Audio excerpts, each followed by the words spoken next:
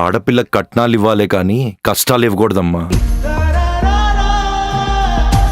నా దగ్గరుంటే మిగిలేవి కష్టాలే. ఏం మాట్లాడుతున్నావు నాన్న?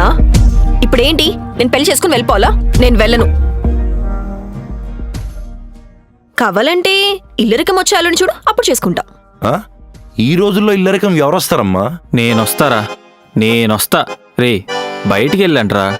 సడన్గా నాన్న పని చెప్పాడు. ఇప్పుడు నేను ఒక 20 minutes నీ దగ్గర ఉంటా. ఓకేనా? బాయ్.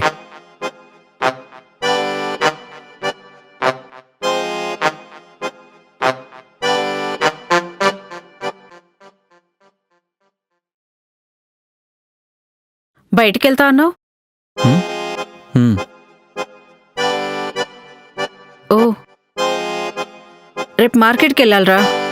నేను రాను. ఏమైంది?